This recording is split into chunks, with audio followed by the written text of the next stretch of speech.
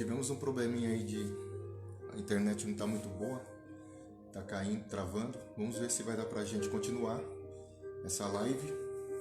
Voltou, vamos ver se ela estabiliza.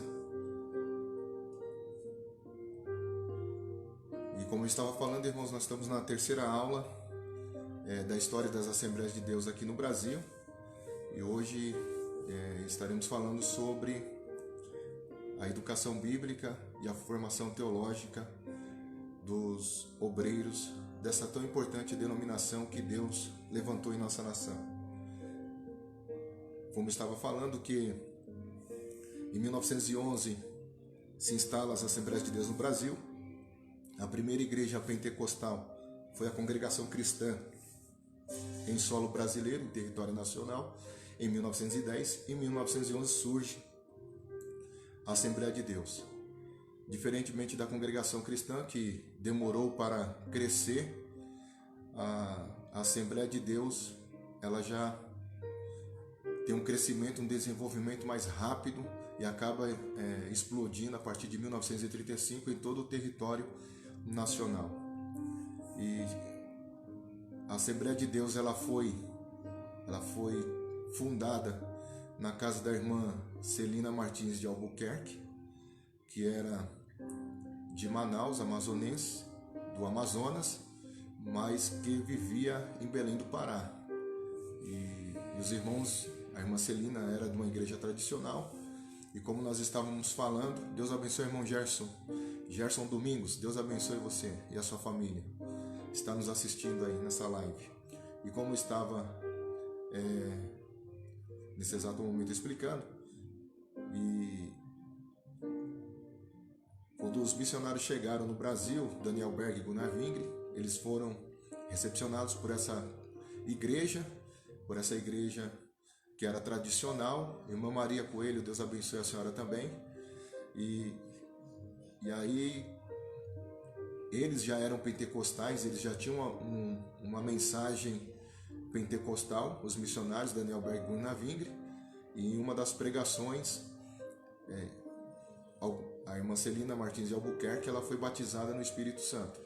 Como aquela denominação era tradicional, não aceitava naquele momento essa mensagem pentecostal, eles acabaram sendo,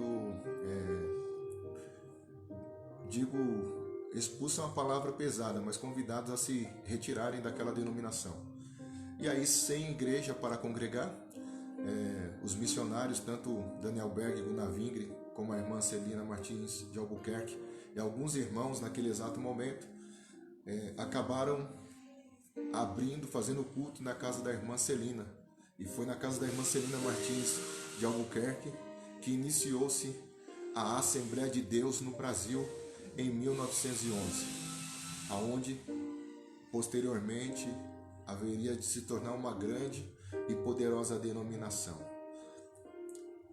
Em 1923, mais ou menos 21, nós falamos na segunda aula sobre as primeiras convenções no Brasil, né, que começou a se formar nas Assembleias de Deus, as convenções regionais, para ajudar as igrejas que estavam crescendo das Assembleias de Deus por todo o território nacional, por todos os estados.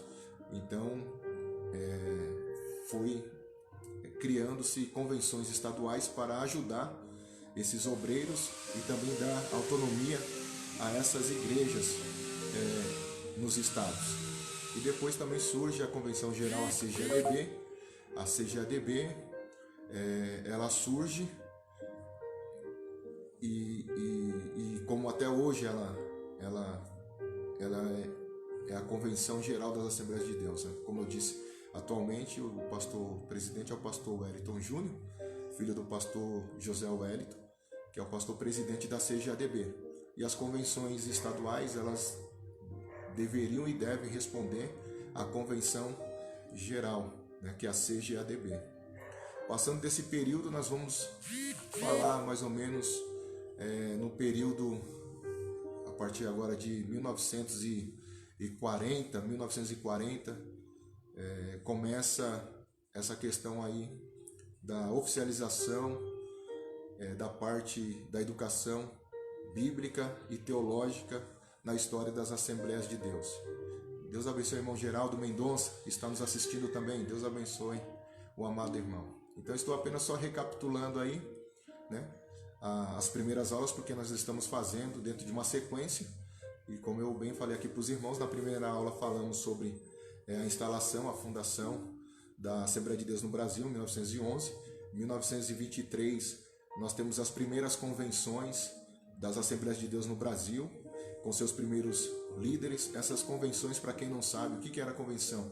A convenção, ela servia justamente para ajudar os novos obreiros da Assembleia de Deus, né? Através das escolas bíblicas de obreiros, a EBO, onde era ministrado ministrações bíblicas para ajudar a capacitar e a formar os obreiros, os primeiros obreiros das Assembleias de Deus aqui no Brasil.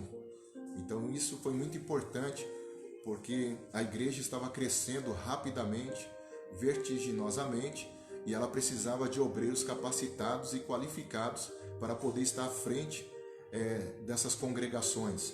Então já havia uma preocupação dos nossos pais, dos missionários, tanto do Daniel Berg quanto do Gurna Vingre, e do pastor Samuel Nistrom, de criar essas convenções, como foi criado as convenções estaduais e depois a convenção geral, justamente buscando a qualificação e a capacitação desses obreiros que haveriam de dar continuidade a esse grande trabalho que Deus estava realizando através desses missionários de origem sueca. Deus abençoe, irmão Cristian, evangelista Cristian Almeida, pregador da palavra de Deus. Maravilha, quiser deixar algum comentário aí, Cristian, quiser nos ajudar, estamos aí para interagir nessa live. Embora que não dá para... Bom se os irmãos pudessem falar, né? Fica um monólogo, mas dá para vocês escrever aí, e aí a gente vai tentando esclarecer algum tipo de dúvidas que vocês posteriormente podem ter. Então, fica bem claro que houve alguns momentos, e os momentos da Assembleia de Deus, a sua fundação, as primeiras convenções regionais, depois a Convenção Geral, conhecida como a CGADB, Convenção Geral das Assembleias de Deus no Brasil. Então, esse órgão é o que rege a identidade das Assembleias de Deus no Brasil, né? Os seus estatutos, seus preceitos, as suas liturgias de culto, a sua formação bíblica e teológica, tudo isso foi discutido, assunto, matéria discutida e rediscutida, e como até hoje, dentro das convenções geral das Assembleias de Deus no Brasil. E até mesmo a formação da doutrina pentecostal que nós temos dentro da Assembleia de Deus. Também Fernandes Souza, Deus abençoe, meu amado, está nos assistindo. Os irmãos quiserem compartilhar, curtir essa live aí, deixar algum comentário, alguma dúvida, algum esclarecimento, estamos aqui para tentar ajudar.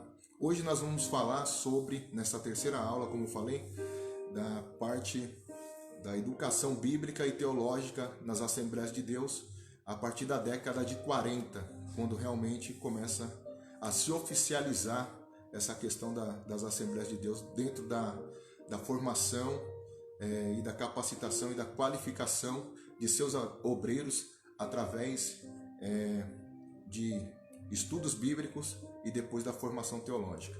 Eu falei aqui no início e quero deixar bem claro para você não se perder nessa linha de pensamento. Quando se fala de matéria de ensino nas Assembleias de Deus no Brasil, nós temos duas escolas. É isso que nós vamos falar aqui nessa tarde. Nós temos duas escolas. A primeira escola de origem sueca, certo?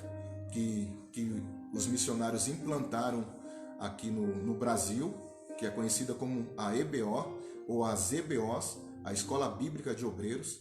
Esse modelo eles já seguiam na Suécia, mas houve algumas alterações aqui no Brasil, porque na Suécia, por exemplo, a Escola Bíblica de Obreiros, ela demorava 3 meses dentro de 3 turnos, período integrais, de manhã, tarde e noite. Então, eles eram obrigados, assim podemos dizer, entre aspas, né? Se eles quisessem ser pregadores do Evangelho ou missionários, eles teriam que frequentar essa Escola Bíblica de Obreiros na Suécia, que tinha uma duração de 3 meses e que era lecionado de manhã, tarde e à noite. No final, quando eles concluíam esse curso, quando eles participavam do curso até o fim, eles recebiam um certificado, não era nada formal, mas eles recebiam um certificado, dando a eles pela Igreja da Suécia, habilitando-os para a pregação do Evangelho e para serem enviados como missionários. Por isso aí cai por terra, eu sempre falei, né, e continuo falando e reafirmando, porque tem pessoas que acham que a Assembleia de Deus ela foi criada por pessoas ignorantes, e não foi, irmãos. A Assembleia de Deus ela foi fundada por pessoas que tinham muito conhecimento bíblico. Porque a pessoa às vezes pensa que pela Assembleia de Deus ela ser pentecostal, e que nós vivemos só do pentecostalismo, e nós não vivemos só do pentecostalismo. É muito bom o pentecostalismo, mas a Assembleia de Deus ela não vive só do pentecostalismo. É um diferencial nela, mas também ela preserva a boa doutrina do ensino bíblico da palavra de Deus. A irmã Delma, Deus abençoe, também está nos assistindo nesta tarde. E é o que nós vamos aqui tentar conscientizar ou trazer ao conhecimento dos irmãos, aqueles que não têm essa informação de que os nossos pais, eles não eram ignorantes, e a Assembleia de Deus, ela veio por caminhos sólidos, como até hoje ela ainda continua, pelos seus marcos.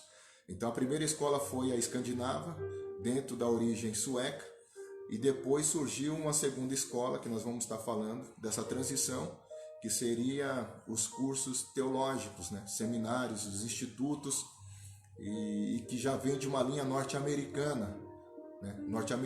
E houve um choque, porque quando os primeiros americanos, missionários americanos, vieram com essa ideia de implantar um curso teológico no Brasil, era algo novo. Por que era algo novo? De 1900, dentro de uma linha cronológica, de 1911 a 1921 mais ou menos, nós tivemos aí um espaço de 10 anos até se constituir as primeiras convenções regionais, depois a convenção geral das Assembleias de Deus no Brasil, porque a igreja estava em desenvolvimento, ela estava em formação, né? Então teve um espaço aí de 10 anos para se criar as convenções.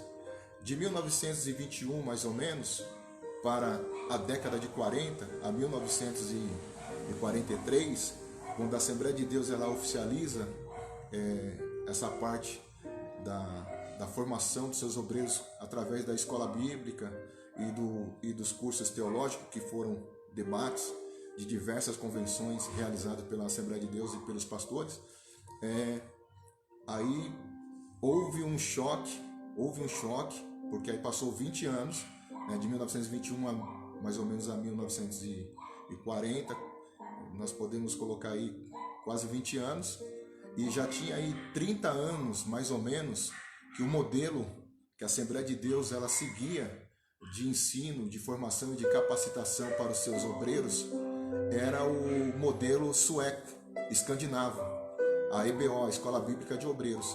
Aí quando em 1940 começa a se discutir a implantação de cursos teológicos, aí houve uma divergência, houve um conflito entre alguns obreiros, porque uns eram a favor que continuasse o modelo escandinavo, que estava dando certo no Brasil, que era um modelo muito bom, muito eficiente, de uma qualidade de ensino de excelência, e agora para algo novo que estava vindo pelos americanos, que era o curso teológico. A diferença, aí você pode falar assim, pastor, qual a diferença da Escola Bíblica de Obreiros para um curso teológico? É o que eu quero que você guarde. A diferença, se alguém te perguntar, está justamente na duração. Enquanto no modelo sueco, a duração era de 3 meses, embora que fosse de manhã, tarde e noite, os americanos vieram com uma proposta do seminário teológico com a duração de 4 anos. Então o tempo era maior, né? O tempo era maior. E aí alguns obreiros acabaram aderindo também a essa ideia, né? E aí houve uma divisão, que uns eram a favor ao curso teológico e outros eram a favor ao modelo escandinavo da Escola Bíblica de Obreiros. Mas aí nós vamos, no final desta aula, mostrar para os irmãos que foi harmonizado e a Assembleia de Deus ela segue os dois modelos. Mas aí até lá nós vamos, ainda tem algumas coisas aqui para a gente estar falando. O objetivo desta aula é conhecer o início e o desenvolvimento da capacitação bíblica teológica nas Assembleias de Deus no Brasil, a partir do modelo sueco de escolas bíblicas até o estabelecimento dos cursos teológicos formais, com a implantação dos institutos bíblicos sugeridos pelos missionários norte-americanos. Guarde bem esses nomes, norte-americanos: John Peter Colenda e Lawrence Olson. Esses dois missionários norte-americanos foram os primeiros a trazer essa ideia do curso teológicos formais para a implantação nas Assembleias de Deus no Brasil. Os americanos John Peter Colenda, John Peter Colenda era mais conhecido como J.P. Colenda, e Lawrence Olson. O conteúdo dessa aula está dividido em 5 temas. A. O preparo teológico sueco e sua influência no Brasil. B. Os norte-americanos e outra perspectiva sobre a formação de obreiros. C. A abertura de escolas pentecostais em terras brasileiras, que não havia. E D. Fatos que desencadearam o desenvolvimento da educação teológica nas Assembleias de Deus no Brasil, a partir de 1935 até 1961, correto?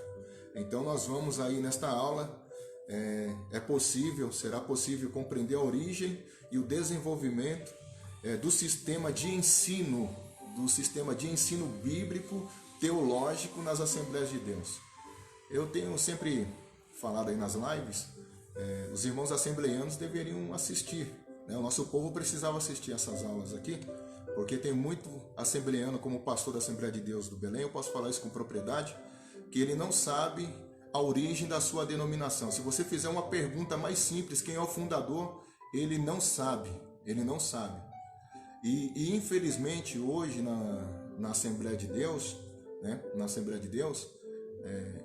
Nós temos muitos irmãos que são influenciados pelo neopentecostalismo, que é um absurdo. Quando nós terminarmos a história das Assembleias de Deus, o próximo estudo que eu vou estar falando é sobre o neopentecostalismo. A diferença do pentecostalismo que nós cremos, porque nós somos uma igreja pentecostal, o maior movimento pentecostal no Brasil e possivelmente no mundo, né? E depois de nós surgiu o neopentecostalismo. Então, todas essas demais denominações, a maioria delas saíram das Assembleias de Deus e se tornaram neopentecostais. Mas aí é um outro assunto, uma outra conversa, e aí nós vamos, quando for abordar esse tema, estaremos falando sobre as principais igrejas neopentecostais no Brasil, a sua forma de crença, a sua liturgia, as suas pregações, a sua base, a sua ênfase. Mas não tem nada a ver a nossa denominação, a Assembleia de Deus, o movimento pentecostal, com os neopentecostais. Há uma distanciação gritante. Por quê? Porque nós somos de uma ala, embora pentecostais, mas conservadora. Porque a Assembleia de Deus ela não abriu mão e ela não abre mão dos ensinos bíblicos da palavra de Deus. E eu falo como um bom assembleiano que sou, que se você chegar em todos os líderes da Assembleia de Deus que conhecem a história das Assembleias de Deus, ou aos irmãos membros que conhecem a história das Assembleias de Deus, vai ter o mesmo pensamento que o meu, a defesa de um pentecostalismo clássico, que é o que a Assembleia de Deus ela defende. Pastor, o que é um pentecostalismo clássico? O pentecostalismo clássico é definido em simples palavras. Nós cremos no batismo no Espírito Santo, na evidência do falar em línguas estranhas e nas manifestações dos dons do Espírito Santo. Ponto. Só isso. Sem histeria, sem bagunça no culto, sem desordem no culto, né? Não precisa. Nós cremos, né? Não precisa espiritualizar demais as coisas, como muitas denominações, muitas igrejas têm feito, e às vezes até parece que entram num caminho da loucura, porque conhecimento sem graça não tem graça, irmãos. E graça sem conhecimento também não é graça.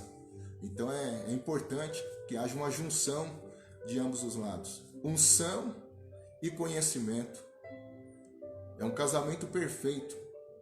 Para você que quer ser um bom pregador, para nós que queremos ser um bom pregador, para você que quer ser uma boa pregadora, né, do Evangelho, porque todos nós somos testemunhas de Cristo, devemos ter essa junção. A unção de Deus, do santo, que faz a diferença, e o conhecimento. E o conhecimento, que vai nortear a nossa vida, a nossa trajetória cristã. O conhecimento é de Deus, né? A ciência de Deus é o diferencial para nortear a nossa vida cristã. Senão nós entramos no linear da loucura, da falta de entendimento. E aí nós caímos no campo da ignorância. E não é isso que Deus quer para nós. Por isso Deus deu para a igreja, eu falei aqui em aulas passadas, Efésios capítulo 4, versículo 11, o apóstolo Paulo trata desse assunto, ele tem esse entendimento, ele esclarece a igreja de Éfeso, que ele, Jesus, deu para a igreja apóstolos, profetas, pastores, evangelistas, mestres e doutores, querendo o aperfeiçoamento da sua obra, ou seja, o adestramento, numa linguagem comum, né? O treinamento dos santos para o crescimento da morada de Deus, do Espírito Santo. Então, Deus não vai descer do céu para te ensinar, meu irmão.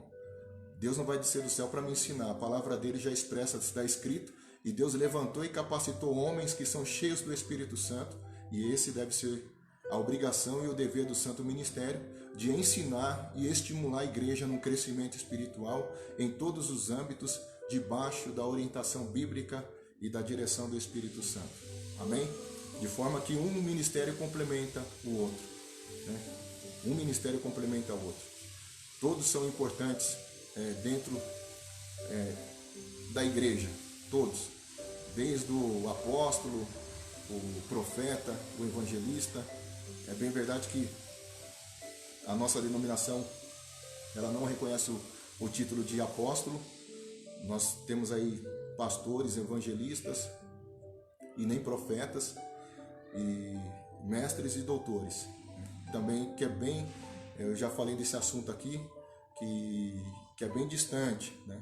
Que é bem distante. Mas nós vamos continuar dentro da matéria para não fugir muito. E num outro momento eu falo sobre mestres e doutores, que também deixa a desejar um pouco a nossa denominação, né? Mestres e doutores nós encontramos muito nas nossas igrejas sedes. Normalmente as igrejas sedes, elas até estão empilhadas hoje, talvez de mestres e doutores. Mas quando nós caímos para a periferia, que é a realidade do povo, infelizmente nós não temos mestres e doutores.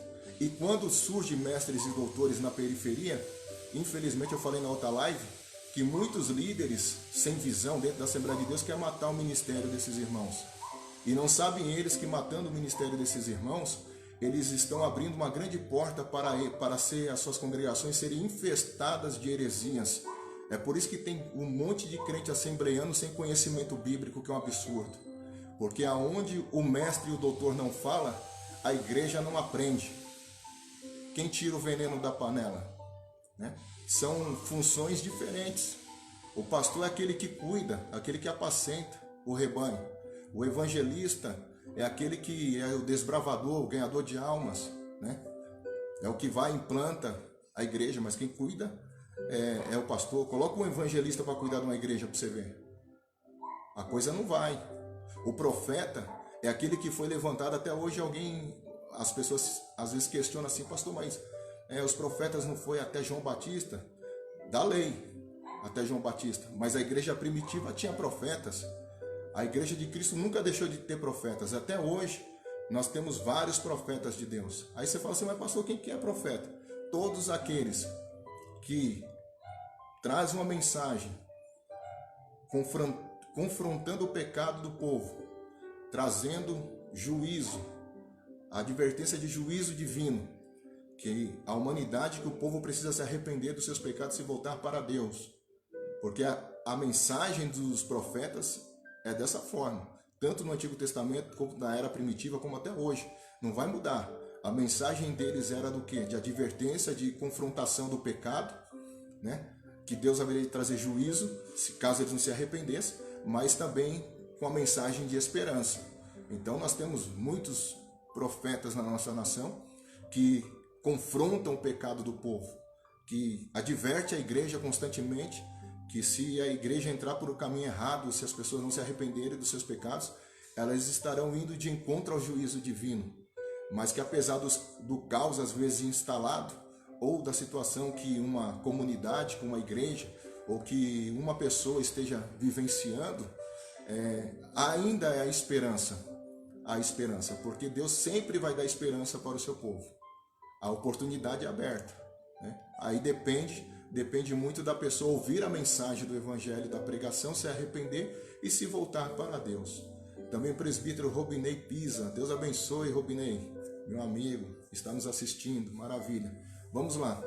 Na Convenção Geral de 1935, iniciaram-se as discussões sobre a necessidade de se capacitar teologicamente os obreiros brasileiros, mas somente em 1943 foram oficializadas as escolas bíblicas no Brasil. Então, nós vemos aí que na CJDB, na Convenção de 1935, iniciou-se as discussões sobre a necessidade de capacitar teologicamente os obreiros brasileiros. Mas somente em 1943 é que foram oficializadas as escolas bíblicas no Brasil, que até então ainda não eram oficializadas. Inicialmente, as escolas bíblicas eram direcionadas para todos os membros. Todos tinham acesso para participar aqui no Brasil, diferente da Suécia. Na Suécia era só os obreiros. Aqui no Brasil, eles abriram espaço para que os membros participassem. Porém, posteriormente, seu objetivo era capacitar os obreiros. O interesse maior da EBO, da Escola Bíblica de Obreiros, a visão deles primordial era capacitar os seus obreiros, sempre a capacitação dos obreiros. Os missionários norte-americanos apresentaram uma outra perspectiva para esta formação, sugerindo o modelo já adotado nos Estados Unidos, com a criação de institutos bíblicos. E aí começa um pouco o choque.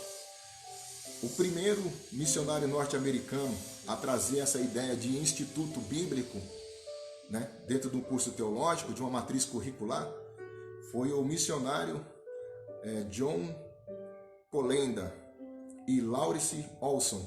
Foram os precursores deste movimento. A ideia sofreu resistência, pois um modelo escandinavo, que era o da Suécia, da escola bíblica, que já estava atuando efetivamente no Brasil, certo? Era observado em todo o país. Então, imagine, irmãos, já como eu falei, 30 anos, né, da história nas Assembleias de Deus, estava funcionando esse modelo escandinavo já no Brasil. E aí, quando esses missionários norte-americanos, John Colenda e Laurice Olson, trouxeram essa ideia de trazer institutos bíblicos para o Brasil, através de seminários, houve uma divergência, porque os obreiros já estavam acostumados com o modelo escandinavo, né? E era algo novo que estava surgindo novamente na história das Assembleias de Deus. E é o que nós vamos falar nessa aula aí, dessa transição da EBO para a formação do curso teológico na história das Assembleias de Deus. Irmão Genival Pires, Deus abençoe meu companheiro, está nos assistindo também. Se os irmãos quiserem curtir, compartilhar essa live, Deus abençoe vocês. Quiser fazer algum comentário aí, tiver alguma dúvida, a gente tenta responder. Aos irmãos que estão entrando agora, estou falando sobre a história das Assembleias de Deus no Brasil. Falei da primeira aula já, da segunda, e estamos na terceira aula. Na primeira aula falamos da instalação da Assembleia de Deus no Brasil em 1911. Na segunda aula, a partir de 1921, falamos das primeiras convenções das Assembleias de Deus no Brasil, as convenções regionais e a comissão oficial, a CGADB. E as convenções eu deixei bem claro aqui, falando para os irmãos, que alguém pode perguntar, talvez não saiba para que existe ou existem as convenções. Elas foram criadas para auxiliar as igrejas nos estados que estavam, a Assembleia de Deus crescendo rapidamente por todo o território nacional, e para capacitar os obreiros de cada região e também dar autonomia para essas congregações, para essas igrejas. Modelo este seguido até hoje. Nós temos as convenções regionais que respondem para a convenção geral, a CGADB, que tem atualmente como presidente o filho do nosso pastor José Wellington, que é o Wellington Júnior, como presidente da CGADB. Pastor Ednésio Valdirene, Deus abençoe meu amigo, Deus abençoe, amado. A paz do Senhor Jesus Cristo, homem de Deus, saudades. Estudamos junto em Barueri, fizemos um curso teológico juntos. Ainda era novinho, agora eu já estou mais velho, viu, irmãos? Deus abençoe você, pastor Ednésio, sua família também. Então, como nós estamos falando aqui, que os primeiros missionários que trouxeram essa questão essa visão de instituto, curso teológico, seminários para a Assembleia de Deus, foram os missionários americanos John Colenda, que era João Colenda, e Lawrence Olson, que foram os precursores deste movimento. E a ideia sofreu resistência, é claro, né? Pois o modelo escandinavo era observado em todo o país. A ideia dos institutos bíblicos era implantar aulas num período de tempo superior aos das escolas bíblicas. Por quê? As escolas bíblicas, elas eram realizadas na Suécia 3 meses. 3 meses na Suécia elas eram realizadas, no período da manhã, tarde e noite. Como os nossos missionários, eles eram suecos, né? Tanto Daniel Berg, Gunnar Wingre, depois a irmã Frida Strandberg, que acabou se casando com um dos nossos fundadores, o missionário Gunnar Wingre, que acabou depois passando a ser conhecida como Frida Wingre, né?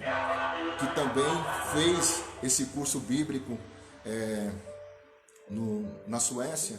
A própria história das Assembleias de Deus diz que a Frida, ela tinha como pais presbiteriano, e ela se converteu na igreja de Filadélfia de Estocolmo, na Suécia, e após ela ser batizada nas águas, ela foi batizada no Espírito Santo, e depois ela foi estudar em um instituto, né, bíblico em Narkri, e posteriormente depois ela foi enviada como missionária oficial pela igreja de Filadélfia de Estocolmo, na Suécia, pelo pastor Levi Petrus. Mas a irmã Frida, o que eu quero dizer, que a irmã Frida, poucas pessoas sabem disso, ela também estudou. E na escola, no modelo das escolas bíblicas da Suécia, você só poderia ser pregador ou ser enviado como missionário se você frequentasse até o fim essas escolas. Porque diferentemente do curso teológico, a escola, a EBO, sueca, e tanto no Brasil, ela não tinha essa visão de se aprofundar nos conhecimentos teológicos ou de ter uma matriz curricular. Pelo contrário, era simplesmente trazer o conhecimento bíblico para os irmãos, para os obreiros. Mas eles não abriam mão de que para ser pregador ou para serem enviados como missionários, os suecos, eles tinham que participar até o fim. E aí a irmã Frida, ela participou intensivamente até o fim. Ela recebeu o título na Suécia de Bibelkevina. Você vai falar assim, mas o que é isso, pastor? Quem recebeu esse título era uma pessoa que era credenciada a ensinar a Bíblia, e anos posterior ela foi mandada também, acho que em 1917 ela foi enviada para o Brasil e para ajudar na obra missionária. E eles já se conheciam, na verdade, Daniel Berg e Gunnar Wingre, a irmã Frida Wingre, que era a Strandberg, ela já conhecia os missionários porque eles eram de origem sueca. Embora ela venha da Suécia, mas os missionários vêm dos Estados Unidos, do movimento da Rua Azusa. Veja como que Deus é extraordinário, irmãos, né? Caminhos diferentes, mas o mesmo povo de origem sueca. Ela se casa com Gunnar Wingre, né? Se torna esposa de Gunnar Wingre.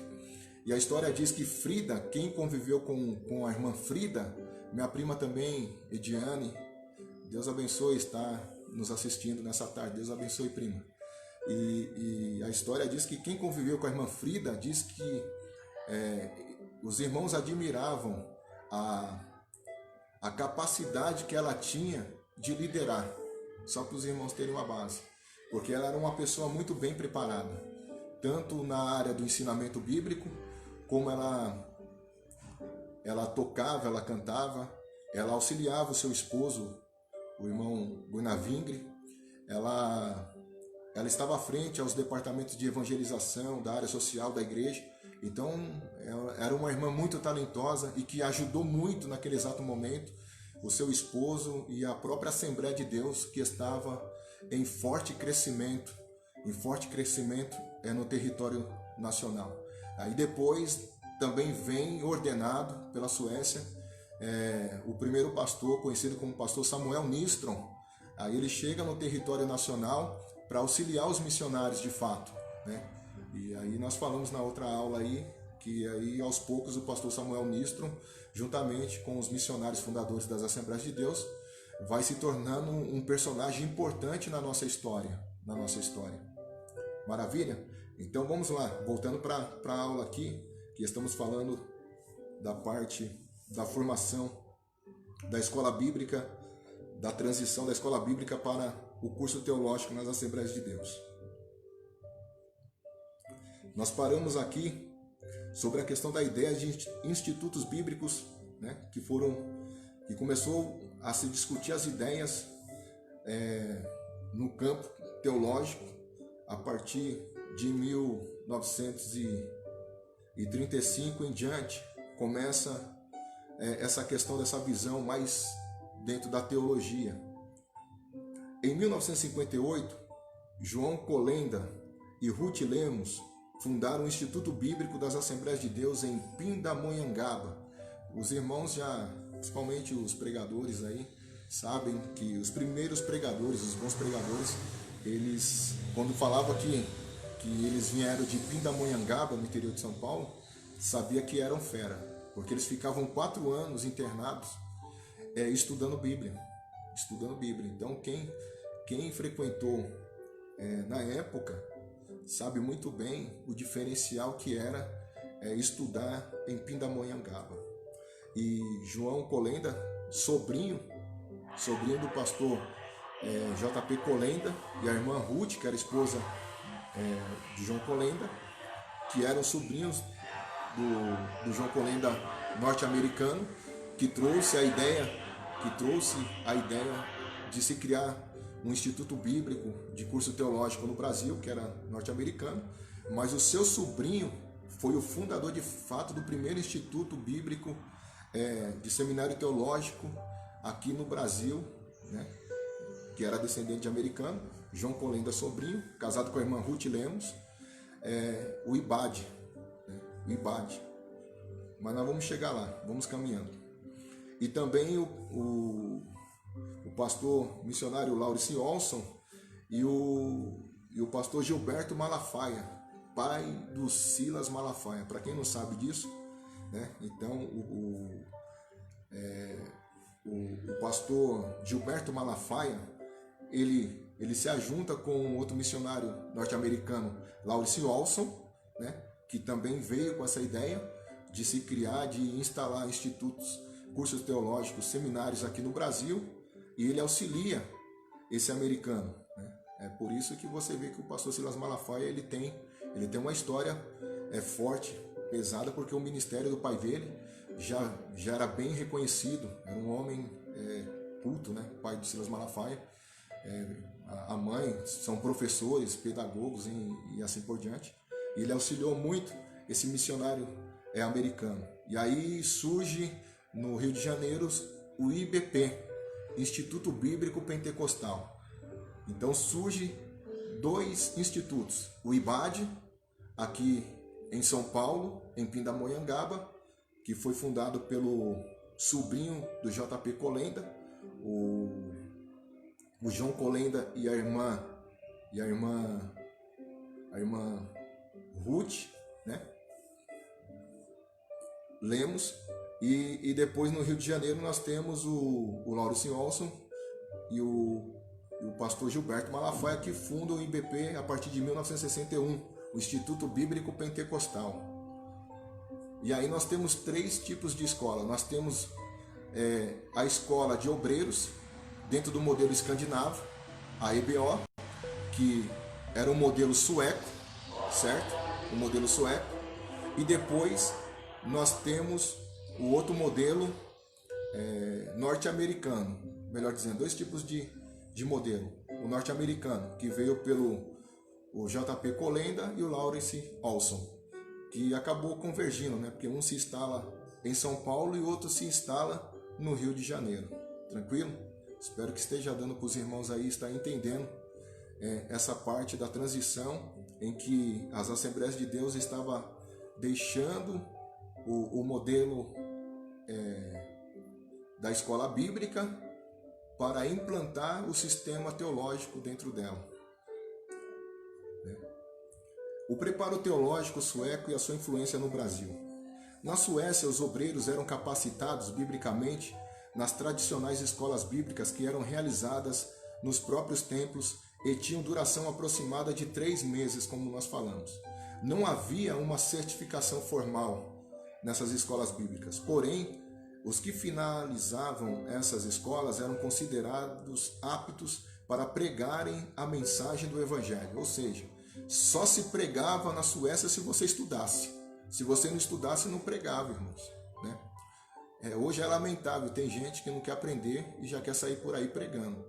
Primeiro senta, querido, para aprender, para depois pregar, né? Essa é a ordem correta das coisas. Quem não está disposto a sentar para ouvir e aprender, não tem condições nenhuma de estar de pé para pregar, né? Eu acho incrível que na Assembleia de Deus, né, na nossa Assembleia de Deus, nós temos aí, infelizmente, uma gama de obreiros e de membros que não gosta de ler Bíblia. Infelizmente, não gosta de ler Bíblia e não tem a humildade para sentar e aprender com quem pode ensinar. E aí é um caso sério. Porque não tem condições de pregar. Vai pregar o que para o povo? O que essas pessoas vão pregar? Fala para mim. Elas não têm condições de pregar, né? Isso é loucura, é utopia, né? Então tem que sentar, né? Participa da escola bíblica dominical na sua denominação, dos cultos de ensinamento da palavra de Deus. Hoje nós temos aí uma pleiade de excelentes ensinadores da palavra de Deus, né? Homens de Deus, mulheres de Deus que ensinam muito bem também. Temos aí os canais de YouTube, as lives, nós temos muito bons ensinadores e procura acompanhar esses homens e aprender para estar pregando. Eu até hoje estou aprendendo, nós nunca deixamos de aprender, irmãos. Eu não acho que eu sou um grande pregador e nem tenho essa pretensão, ou um ensinadorzinho, mas eu sei que eu gosto de aprender, né? E de compartilhar o conhecimento, que eu acho que isso também é o mais importante. Não reter só para nós, mas aprendermos e também compartilharmos o conhecimento para que os demais irmãos estejam interagindo e aprendendo e crescendo juntamente conosco na graça e no conhecimento da palavra de Deus e de Cristo Jesus, o nosso Senhor. Isso é muito importante. Tem pontos na Bíblia que eu tenho dificuldade de entender e às vezes eu ouço um companheiro ministrar e ensinar e eu aprendo, eu falo, nossa, mas não tinha visto isso, né? E se eu tenho dúvida, eu vou lá conferir no texto sagrado, né, se realmente aquilo procede ou não, que isso também é muito importante. Não é porque é pregador renomado, ensinador renomado que não erra, né? Não abra mão, eu sempre digo, não abra mão das Escrituras. Confira como os bereanos na palavra de Deus se aquela interpretação, se aquela linha de interpretação está correta, se está de acordo com os textos sagrados, para não se tornar uma heresia e te conduzir ou me conduzir pelo caminho do erro. Nós temos que ter a fidelidade com as Sagradas Escrituras, porque ela é a palavra de Deus. Então aí nós temos aí, né, essa questão na Suécia, os obreiros eram capacitados biblicamente nas escolas tradicionais deles, e era realizado, como nós falamos, durante 3 meses. Não havia uma certificação formal, porém os que finalizavam essas escolas eram considerados aptos para pregarem a mensagem do Evangelho e serem enviados como missionários, como eu falei lá atrás. Então você só poderia ser pregador ou ser enviado como missionário pela escola, pela igreja sueca, se você concluísse a EBO, o curso de obreiro. Não tinha um certificado formal, mas eles exigiam que você participasse. Porque você imagina 3 meses, irmãos, de manhã, tarde e noite ouvindo Bíblia. Não tem como não aprender alguma coisa. De manhã, tarde e noite ouvindo Bíblia, você tem que se tornar uma pessoa, pelo menos no meu entendimento, bom de Bíblia, né? E eram pessoas que tinham conhecimento bíblico para estar ministrando a palavra de Deus. Aí nós vamos lá. No Brasil, a iniciativa de propor um modelo educacional bíblico semelhante ao que acontecia na Suécia, o primeiro foi de Gustav Bergström. Foi resolvido diante do pedido que a Assembleia de Deus no Rio de Janeiro, liderada por Neil Castberg, realizaria essa primeira escola bíblica especial que deveria durar um mês, essa ideia. Então você já vê que ela diminui. Quando vem essa ideia para se instalar no Brasil, ela diminui o tempo. Se lá na Suécia era 3 meses, diz aqui que Gustav Bergström, ele traz também essa ideia de defender a escola bíblica como capacitação aqui no Brasil, mas que o tempo seria resumido. A duração de um mês ou no mínimo de 15 dias. Até os dias de hoje, o modelo das escolas bíblicas sueca é observado, porém como auxiliar no processo de capacitação. Ou seja, a Assembleia de Deus não deixou esse modelo de lado, mas esse modelo que nós temos as semanas bíblicas das Assembleias de Deus no Brasil, serve como auxiliar no processo de capacitação, de formação dos seus obreiros. Visto que o modelo que a Assembleia de Deus ela segue hoje no Brasil é o modelo do curso teológico, da formação dos institutos, que nós vamos chegar lá, falando sobre cada um deles. Os norte-americanos e outra perspectiva sobre o preparo e a formação de obreiros. Então nós falamos aí num dado momento dos suecos, na preparação, na capacitação dos obreiros brasileiros, que deram a sua contribuição, ajudaram muito, trouxeram um ensino de qualidade, muito eficiente, que deu certo nas Assembleias de Deus até os dias de hoje, né? Mas agora nós vamos falar de um modelo dentro de uma perspectiva norte-americana, né? De preparo e formação para os obreiros das Assembleias de Deus. O modelo vigente de formação dos obreiros no Brasil seguiu o modelo sueco, ou seja, a capacitação bíblica era exclusivamente obtida nas escolas bíblicas. Com a chegada dos missionários norte-americanos, John Peter Colenda e Lawrence Olson, a partir de 1930, uma nova perspectiva de formação dos obreiros passou a ser discutida nas Assembleias de Deus. Em 1943, na quarta semana bíblica das Assembleias de Deus no Brasil, realizada em São Cristóvão, Rio de Janeiro, surgiram os primeiros debates convencionais sobre o ensino teológico formal, tendo como pioneiro o pastor e missionário norte-americano John Peter Colenda, ou João Peter Colenda. A ideia era implantar de imediato no Brasil institutos bíblicos que obedecessem a uma matriz curricular e que durassem mais tempo que as escolas bíblicas. Lawrence Olson propôs também uma capacitação que pudesse ser realizada por correspondência, ou seja, à distância. Então, na década de 40, começa já essa ideia de institutos bíblicos, seminários teológicos, o curso à distância pelas Assembleias de Deus, porque até então não tinha. O modelo que a Assembleia de Deus tinha era o modelo sueco, da EBO, da Escola Bíblica de Obreiros. Então, o que ele está dizendo aqui na história é que quando John Peter Colenda e Lawrence Olson, a partir de 1930, eles trazem essas ideias sobre essa questão de ser discutida nas Assembleias de Deus em 1943, na quarta semana bíblica. Ele está falando da reunião nas convenções, que havia uma ala já conservadora que tinha aderido o modelo escandinavo dos suecos e que estavam rejeitando a ideia dos norte-americanos naquele exato momento. E a história das Assembleias de Deus diz que tanto o missionário John Peter Colenda quanto o Lawrence Olson, dentro desses debates nas convenções, deles trazerem essa ideia ou seus ideais de institutos para o Brasil, teológico, para capacitar e formar os obreiros, eles tiveram uma discussão acalorada sobre esse assunto, porque havia um grupo resistente que defendia o modelo escandinavo, que estava dando certo, e outros que estavam abertos para receber a ideia dos norte-americanos dentro das Assembleias de Deus, né? Dentro das Assembleias de Deus. Mas que isso depois é harmonizado, né?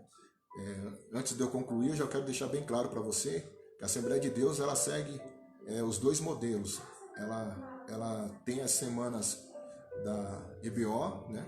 As semanas bíblicas, ela não abriu mão, mas com um tempo reduzido. Só que o carro-chefe dela hoje é o curso teológico. É isso que eu quero deixar bem claro, para que você não se perca, né, achando que houve essa divergência e que a Assembleia de Deus ela acabou excluindo a escola bíblica e ficando só com o teológico. Nós vamos agora partir para o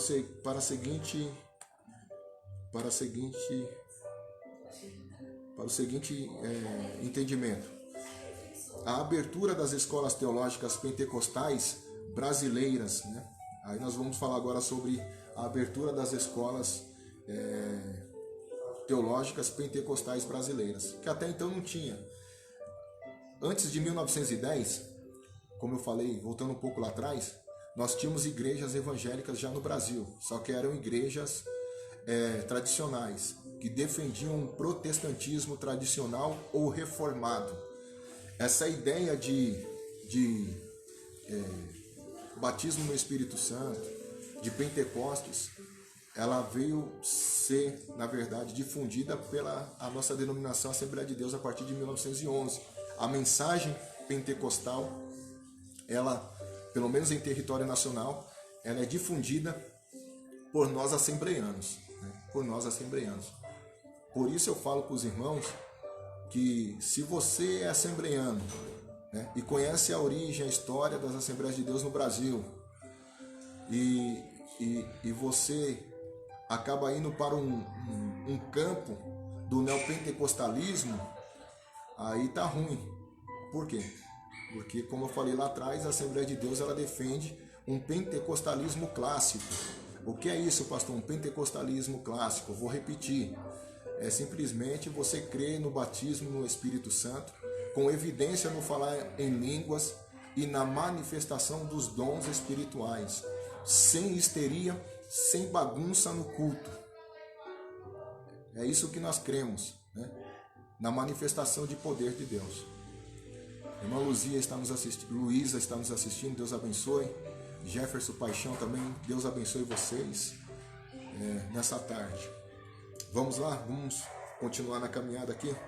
Da abertura, agora nós vamos falar das escolas teológicas pentecostais brasileiras. Então, agora começa um ensinamento dentro de uma visão teológica pentecostal em terras brasileiras.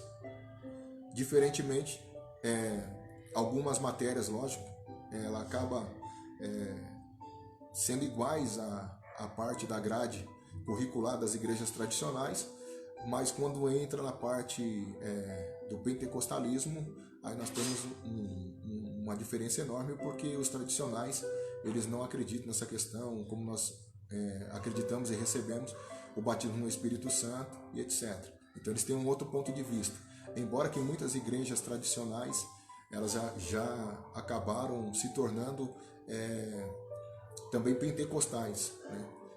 Alguns líderes acabaram fundando aí a denominação com o mesmo nome, mas acreditando nessa mesma ênfase do batismo no Espírito Santo, na manifestação dos dons espirituais.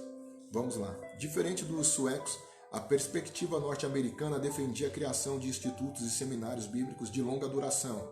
Enquanto no sueco era 3 meses, já na ideia dos norte-americanos sobre a questão do instituto teológico, para você receber a capacitação teria que ser 4 anos. Veja a diferença, irmãos. 4 anos estudando para você receber essa capacitação e essa formação teológica.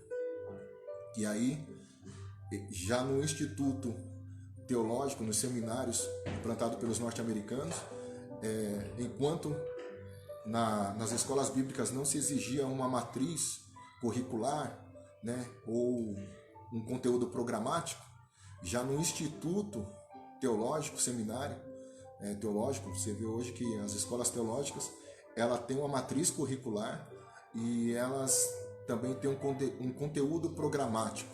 Então, eles já não abrem mão, já é um ponto diferente das escolas bíblicas.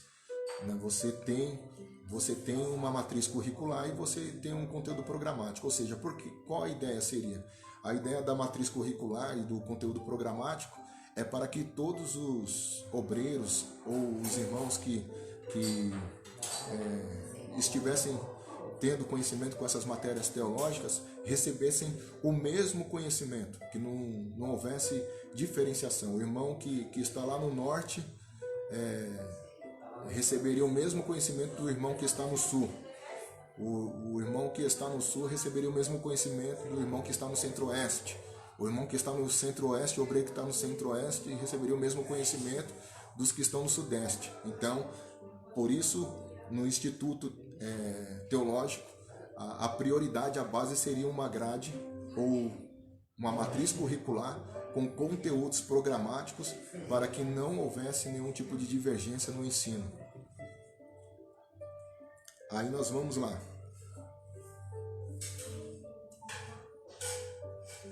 Aí nós falamos sobre a duração, ou seja, defendi o estabelecimento de uma capacitação formal num período aproximado de 4 anos. Essa nova perspectiva de educação bíblica teológica enfrentou forte resistência por parte dos obreiros, rompendo a situação adversa em 18 de março de 1959. João Colenda Lemos, juntamente com sua esposa Ruth Dorris Lemos, iniciaram as aulas do Instituto Bíblico das Assembleias de Deus em Pindamonhangaba, São Paulo, interior de São Paulo, o IBAD, 2 anos após a fundação do IBAD, o missionário Laurice Olson, já lá no Rio de Janeiro, auxiliado pelo pastor Gilberto Malafaia, pai do pastor Silas Malafaia, fundaram o Instituto Bíblico Pentecostal, o IBP. O IBP o Instituto Bíblico Pentecostal, que foi fundado pelo missionário Laurice Olson, auxiliado pelo pastor Gilberto Malafaia, no Rio de Janeiro, no dia 4 de dezembro de 1961, certo? E em 1979 acontece um outro fenômeno de um outro americano missionário que chegou também no Brasil, o missionário americano Benhard Johnson, ou Bernard Johnson, que alguns chamam. Benhard Johnson fundou a Escola de Educação Teológica das Assembleias de Deus, que adotou o sistema de educação por extensão a partir de 1979, conhecido como ETAD, do qual também estudei, do qual frequentei o pastor Ednésio, acho que na mesma época da extensão que nós fazemos aqui no setor 10, e que era pela ETAD, pela ETAD, que tinha o seu fundador, pastor Benhard Johnson, e tinha sua sede em Campinas. Então, aí o primeiro a trazer essa ideia na verdade, expandir essa ideia de curso teológico à distância foi o missionário, o pastor Benhard Johnson, com a ETAD. Então, nós temos aí três institutos fortes. Nós temos o IBAD em Pindamonhangaba, que surge como um dos primeiros, 2 anos de diferença depois surge o IBP no Rio de Janeiro também, e depois nós temos o pastor Benhard Johnson vindo com a ideia desse instituto, mas levando por extensão para todo o território nacional. E aí começa a expansão, a disseminação do ensino teológico nas Assembleias de Deus. Aí nós vamos falar agora sobre, a partir de 1935 a 1961, os fatos que desencadearam o desenvolvimento da educação teológica nas Assembleias de Deus. O marco inicial foi a Convenção Geral de 1935, na cidade de João Pessoa, Paraíba, onde foi decidido que havia 3 grandes escolas bíblicas no Brasil para atender os obreiros das regiões Norte, Nordeste e Sudeste e Sul. Em 1937, Gustav Bergstrom propôs a realização de uma escola bíblica nacional para unir os obreiros brasileiros. Em 1943, três ideias são propostas. Colenda propôs a criação do ensino teológico formal, Macalão a criação de escolas bíblicas regulares noturnas e Olson a criação de cursos por extensão. Em 1948, pastor Samuel Nistro, sueco, propôs um investimento mais considerável nas escolas bíblicas de obreiros, porque estava ficando meio para trás, né? E em 1958 e 1961 foram inaugurados os primeiros institutos bíblicos nas Assembleias de Deus no Brasil, o IBAD, como eu falei, e o IBP, respectivamente. A partir de 1958 e 1961, esses institutos eles são inaugurados aqui no Brasil, nas Assembleias de Deus. O grande temor por parte dos obreiros era o formalismo e o esfriamento espiritual que o novo modelo de ensino poderia trazer. Esse período foi marcado por forte oposição à nova perspectiva educacional. Ou seja, o que isso quer dizer? Que havia alguns obreiros, né, os que defendiam o modelo escandinavo, eles tinham uma certa cisma, uma certa preocupação de que esse novo modelo do seminário teológico, dos cursos teológicos, viesse trazer um esfriamento espiritual para a vida desses obreiros. E também havia uma outra preocupação de que as pessoas que terminassem esses cursos teológicos, elas fossem consagradas a pastores. E com isso daí, eles matariam na cabeça de alguns, mataria a chamada, a vocação de Deus, né? Ou seja, a pessoa ela estudaria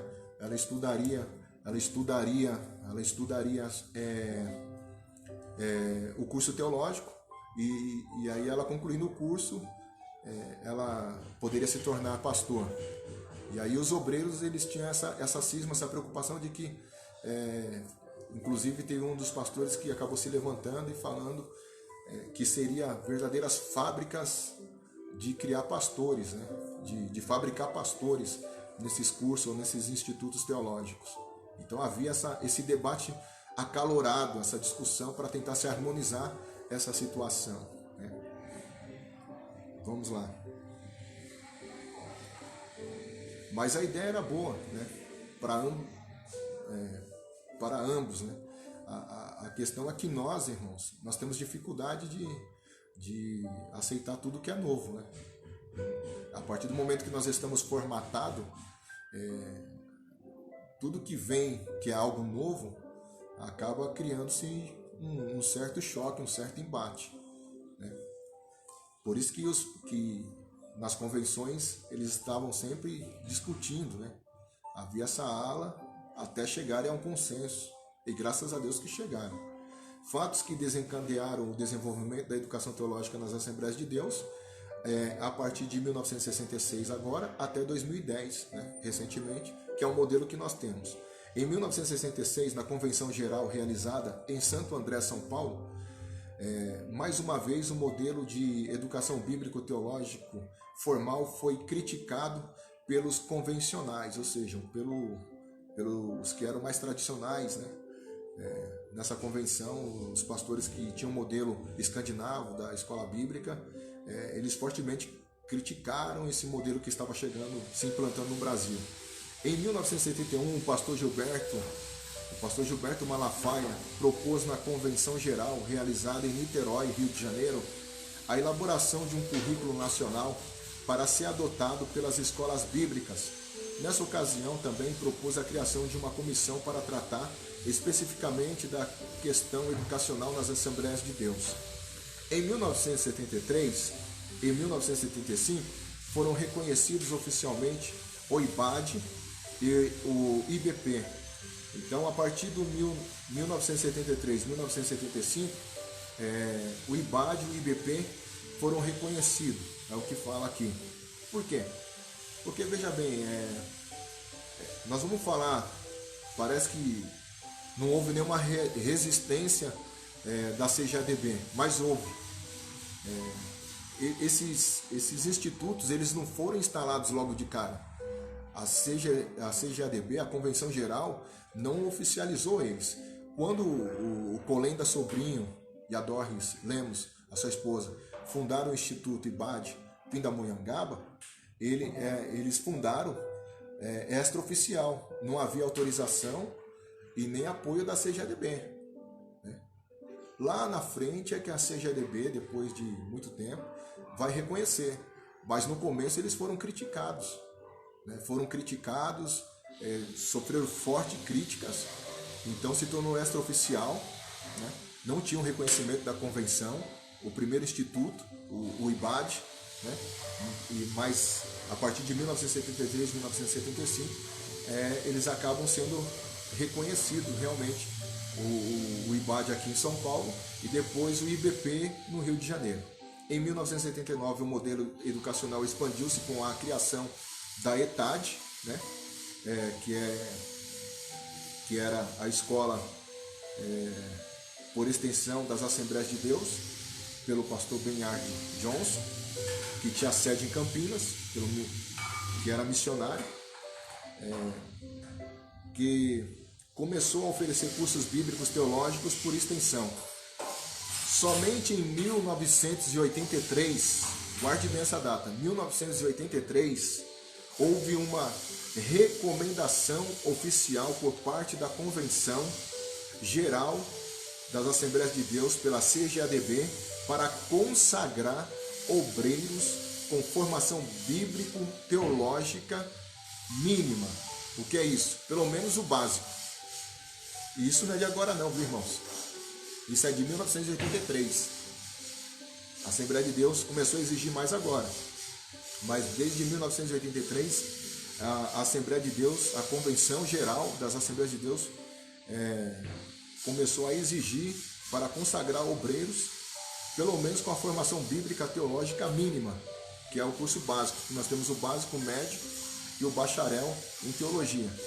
Então, pelo menos o básico, o obreiro tem que ter. Se ele não tiver, ele não passa nem no crivo, hoje, das Assembleias de Deus para ser consagrado a obreiro, a ser levado a diácono, a presbítero, a evangelista, a pastor. Tem que ter no mínimo o certificado aí do básico em teologia. E isso daí já foi tratado a partir de 1983. A formação teológica formal das Assembleias de Deus, passou a ser observada como indispensável para a capacitação e a formação dos seus obreiros.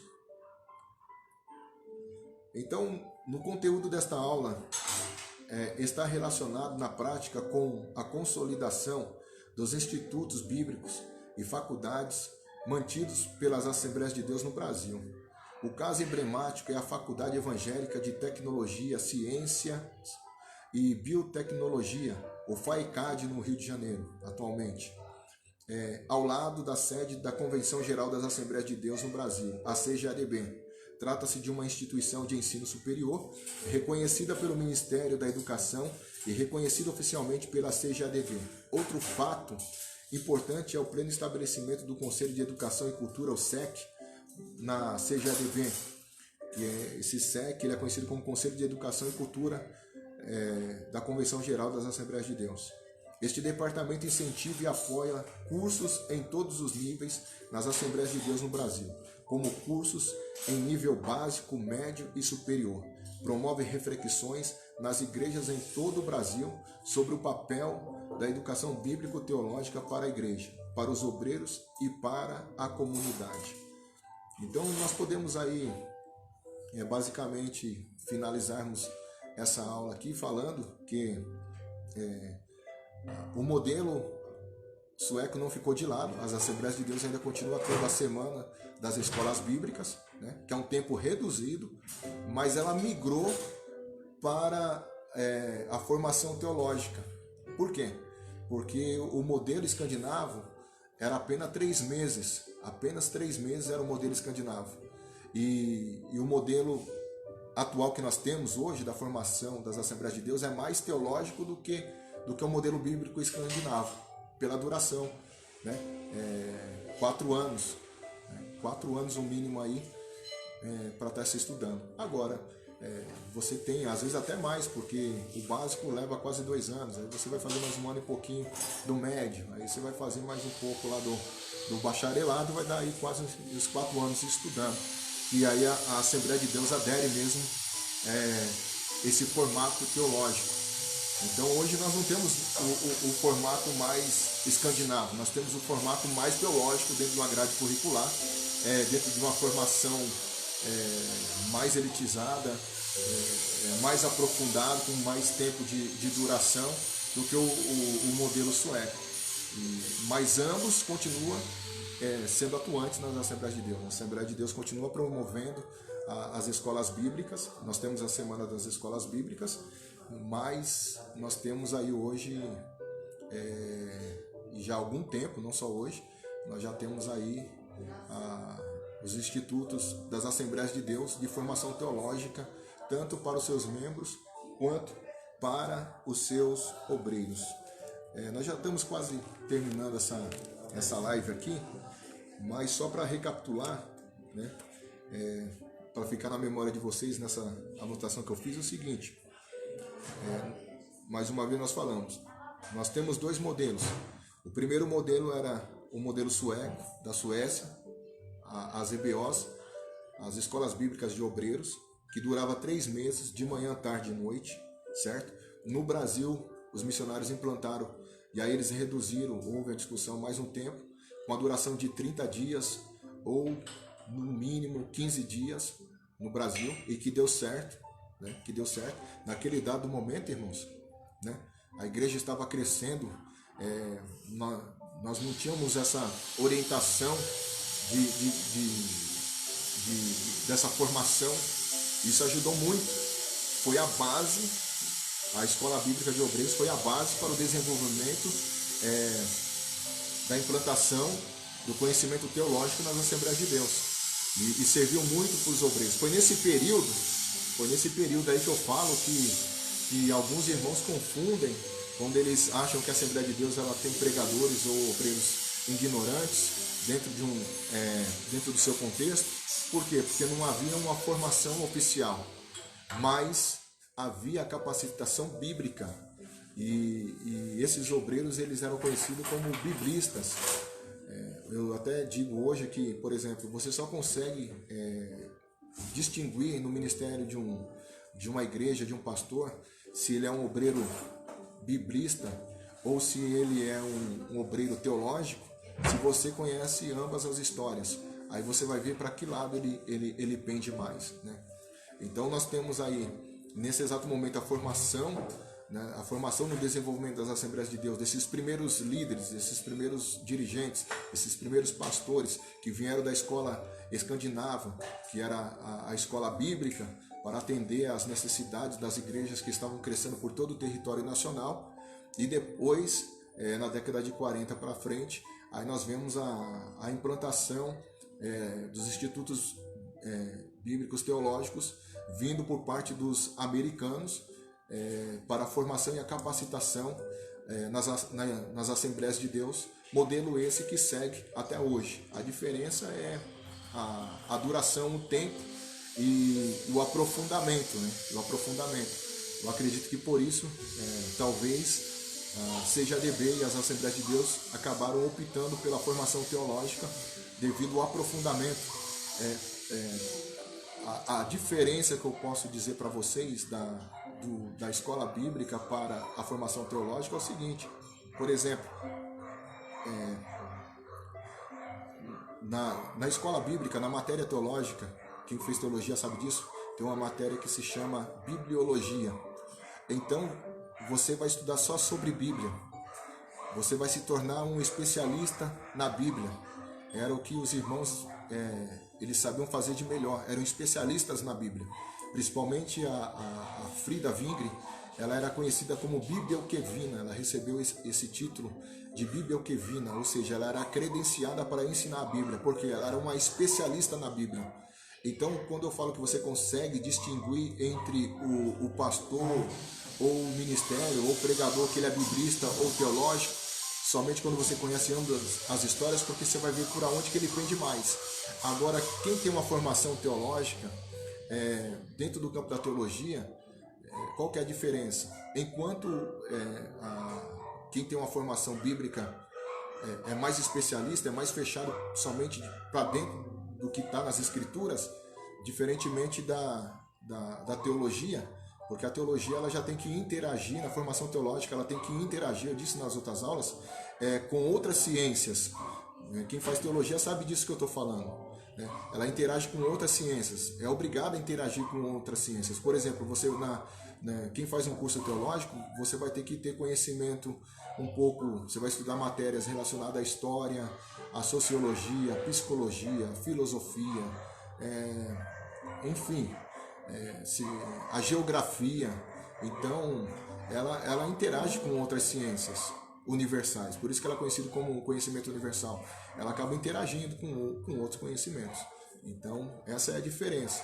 Quem faz um curso teológico, a visão ela acaba expandindo mais para uma área também que acaba envolvendo outras ciências seculares.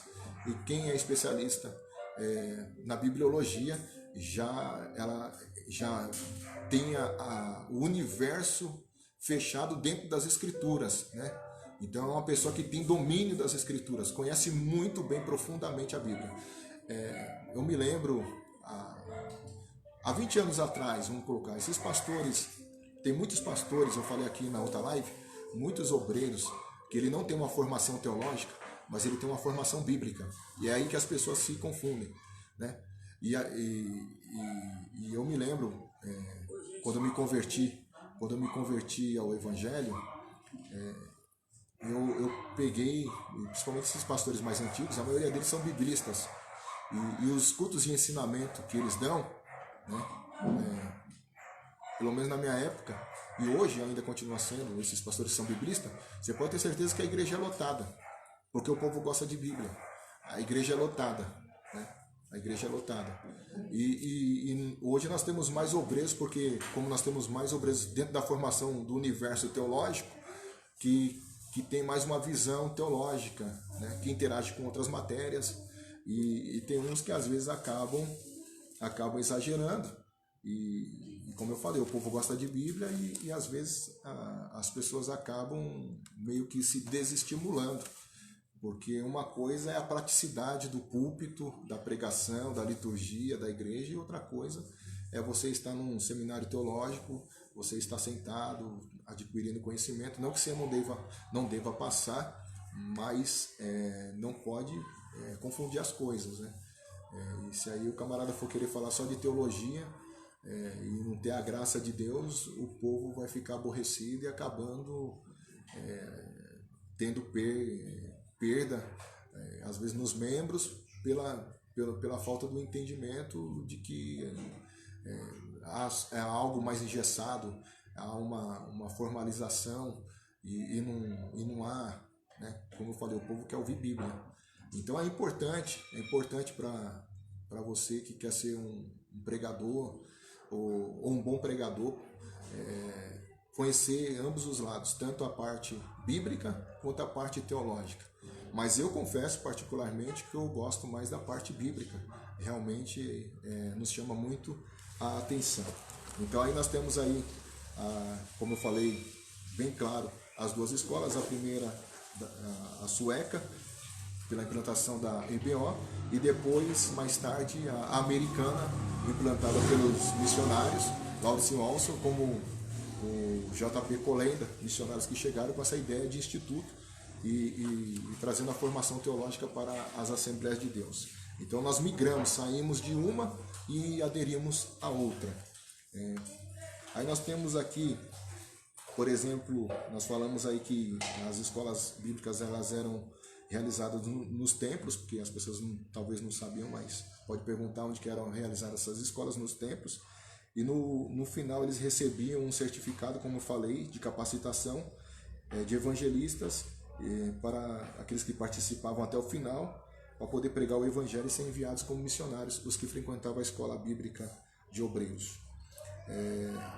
Nós temos aí a partir de 1943 o modelo formal das escolas bíblicas para capacitação dos obreiros, né? As escolas bíblicas no Brasil era um modelo oficial, pois já estava funcionando há 30 anos, como falamos. Na década de 30 e 40 começam essas discussões da escola bíblica e da formação teológica, e com a vinda dos cursos teológicos pelos americanos houve um choque de ideias, né, entre aqueles obreiros que já estavam acostumados com o modelo escandinavo, para agora se adaptar ao modelo que os americanos estavam trazendo, os missionários americanos estavam trazendo para as Assembleias de Deus, né? E a diferença dos estudos bíblicos para o teológico estava, como eu falei, na duração. Enquanto no modelo da escola bíblica era 3 meses, no modelo teológico 4 anos. Aí nós temos também, dia 18 de março de 1959, nós falamos aí que João Colenda Lemos, sobrinho, né, do J.P. Colenda, que era um missionário norte-americano que trouxe essa ideia, um dos missionários norte-americanos que trouxe essa ideia de instituto bíblico. O João Colenda Lemos, sobrinho, junto com a sua esposa Doris Lemos, né, iniciaram as aulas no Instituto Bíblico das Assembleias de Deus em Pindamonhangaba interior, que nós falamos no primeiro instituto, o IBAD, né? Os irmãos sabem muito bem a força que tinha o IBAD na época. O missionário Laurice Olson, auxiliado pelo pastor Gilberto Malafaia, como nós falamos aí, fundaram o Instituto Bíblico Pentecostal, o IBP, né? IBP no dia 4 de dezembro de 1961 no Rio de Janeiro. Então em São Paulo o IBAD, no Rio de Janeiro o IBP, certo? Também dentro de uma mesma visão norte-americana, né? A diferença é que em São Paulo foi fundado pela família Colenda e no Rio de Janeiro pelo missionário Laurice Olson, auxiliado pelo pastor Gilberto Malafaia, pai do pastor Silas Malafaia. Em 1958 há uma ruptura. Em 1979 o missionário americano Benhard Johnson fundou a Escola de Educação Teológica das Assembleias de Deus, a ETAD, que adotou um sistema de educação por extensão. Então, era algo novo, né? Expandiu por todos os lugares. Eu mesmo fiz numa escola aqui por extensão, o ETAD na época, né, na cidade de Barueri, né? E havia várias outras, tanto em escola quanto em igrejas, por extensão, o ETAD. E em 1958 há uma ruptura do modelo de formação, e toda ruptura cria discussão. Essa ruptura criou uma tensão, pois havia um grupo que era a favor do modelo sueco de escolas bíblicas e outro grupo traz a ideia de que esse modo já havia trazido as respostas para o seu momento, e que agora haveria uma necessidade de estabelecer um novo modelo de cursos por correspondência e com a implantação de institutos, seminários teológicos com a duração de 4 anos. Esses pontos de vistas geraram debates, discussões bastante acaloradas nas plenárias das convenções das Assembleias de Deus, que eram realizadas com toda a liderança das Assembleias de Deus no Brasil, certo? Agora, o IBAD ele foi fundado em 15 de 10 de 1958, né? 1958 é um divisor de águas, porque mesmo não tendo aceitação ou aprovação da CGADB, esses institutos, principalmente o IBAD, não tendo aprovação nem aceitação da CGADB na sua implantação em 1958, a família Colenda estabelece esse modelo norte-americano, um modelo que substitui as escolas bíblicas de duração de 30 dias. Esse debate calorado se dava nas convenções justamente disso, porque os obreiros sabiam que os norte-americanos queriam implantar o Instituto Bíblico e, na verdade, estabelecer esses cursos teológicos em detrimento das escolas bíblicas. E aí houve aqueles debates, quem era favorável e quem era contrário, e os seus porquês. Mas a família Colenda, mesmo não tendo apoio da CGADB na época, ela implanta o Instituto Bíblico, o IBAD, né? O IBAD, com a ideia, eles já tinham essa ideia de suprimir, de suplantar as escolas bíblicas, com a duração de 30 dias, para a implantação de seminários e institutos bíblicos com a duração de 4 anos. Extraoficialmente, nessa data foi implantado um novo modelo de formação bíblico-teológico para os obreiros no Brasil, ou seja, extraoficial porque não tinha o apoio da CGADB, mas eles implantaram, a família Colenda implantou esse novo modelo de formação teológica para os obreiros no Brasil. Aí mais ou menos 15 a 20 anos depois, né, na cidade de Pindamonhangaba se estabelece pela família Colenda o IBAD, que lá na frente recebe o reconhecimento e aprovação da CGADB. Veja bem, depois, lá na frente, depois de vários debates, da escola já está funcionando, aí não tinha mais como segurar, a CGADB reconheceu esse instituto. Mas na época do seu estabelecimento não tinha autorização e recebia severas críticas por ter sido implantado e, sobretudo, uma forte acusação de ser o responsável pela ruptura de um modelo que até então funcionava com qualidade e com excelência, que era a Escola Bíblica de Obreiros na capacitação e formação dos obreiros das Assembleias de Deus no Brasil. Então, eles acabavam sofrendo ainda uma forte crítica em relação, dizendo que eles eram os culpados de acabarem com essa questão da formação de capacitação de obreiros nas Assembleias de Deus pelas EBOs, né? 4/12/1961, no Rio de Janeiro, o IBP, né? Instituto Bíblico Pentecostal, fundado pelo missionário norte-americano Laurice Olson, auxiliado pelo pastor Gilberto Malafaia, 3 anos depois do estabelecimento extraoficial do IBAD, ele foi criado no Rio de Janeiro. A partir de 1958 temos 3 maneiras de se formar obreiros no Brasil. E quais são essas 3 maneiras, pastor? Nós temos 3 situações bastante distintas de se capacitar líderes e obreiros no Brasil.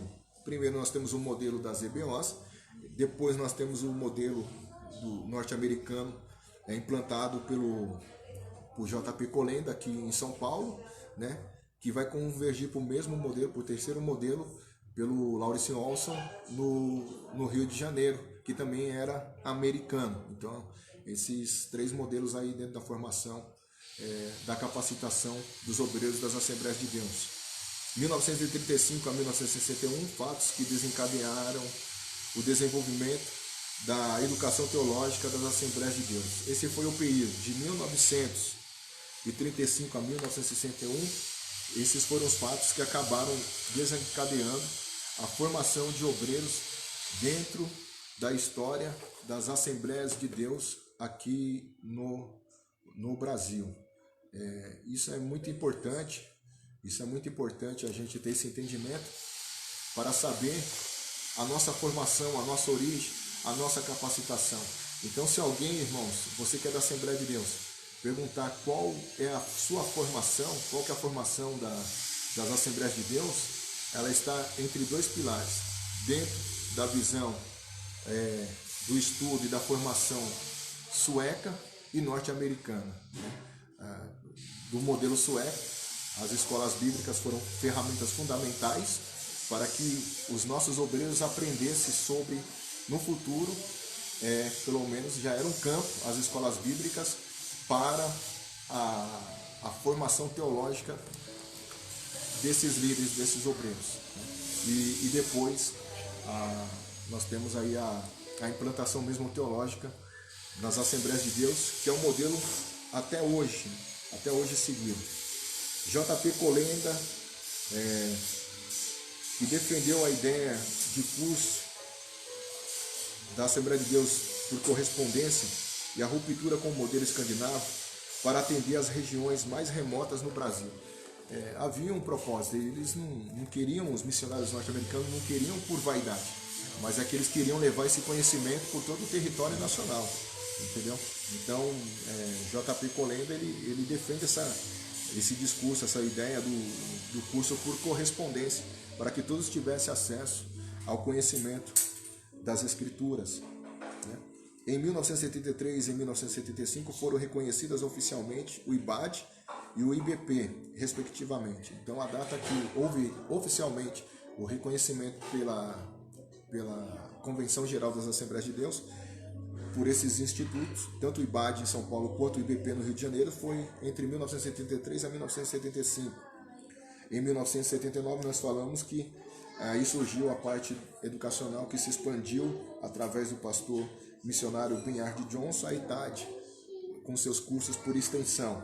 Somente em 1983 houve uma recomendação oficial, nós falamos já sobre isso, por parte da Convenção Geral, pela CGADB, para consagrar obreiros com a formação bíblico-teológica formal. Passou a ser observada como indispensável, ou seja, hoje a Assembleia de Deus no Brasil, ligada à Convenção Geral, à CGADB, todas as Assembleias de Deus que estão ligadas à CGADB, ela não reconhece nenhum candidato que for levado para ser ministro, ou obreiro, diácono, presbítero, evangelista ou pastor, se não tiver no mínimo o curso teológico, bíblico, o básico.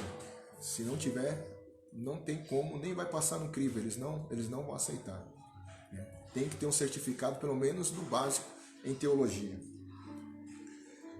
Aí, em 1966 a 2010, na Convenção Geral, João Colenda Lemos falou sobre a importância dos institutos bíblicos que já funcionavam. E aí o pastor Alcebiades Pereira de Vasconcelos, em Santo André, defendeu a criação dos institutos bíblicos como escolas bíblicas, sendo contrário à formação de obreiros através dela. O pastor Alcebiades não se opunha à ruptura do modelo escandinavo para a formação de obreiros com os cursos teológicos, mas sim que esses obreiros que fizessem os cursos teológicos pudessem serem pastores, né? Ou seja, na sua concepção, esses seminários não deveriam ser responsáveis na formação de pastores. Foi uma discussão muito acalorada, em que um dos pastores se levantou dizendo que esses seminários seriam fábricas de pastores. Houve um conflito de ideais nesse momento.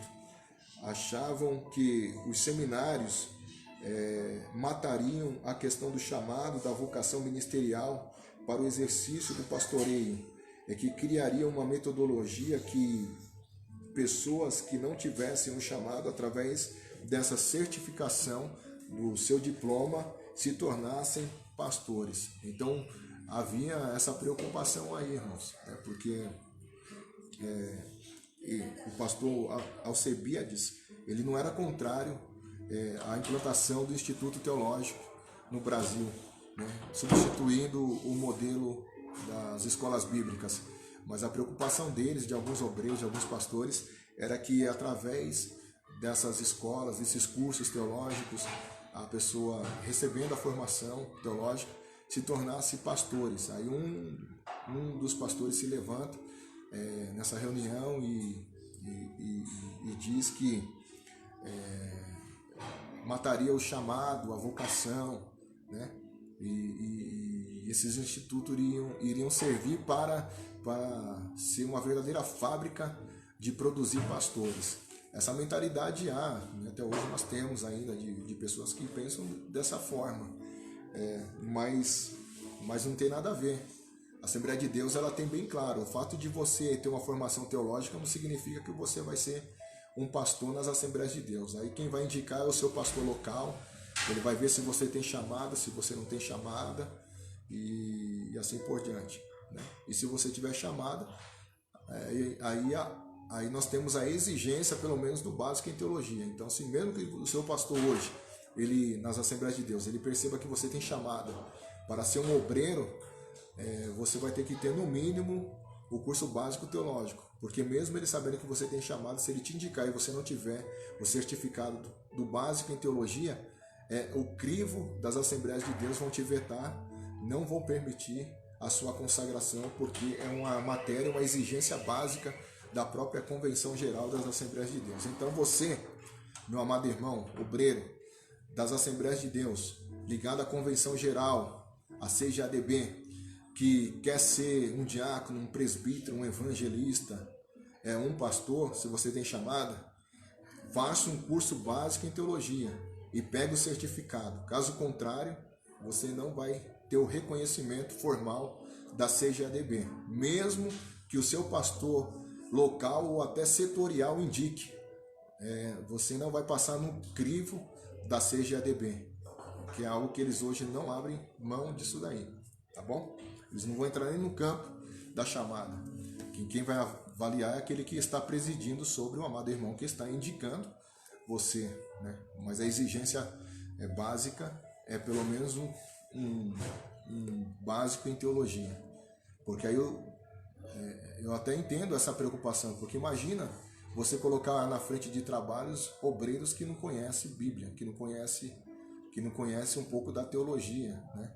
Porque mesmo no básico você tem que estudar várias coisas.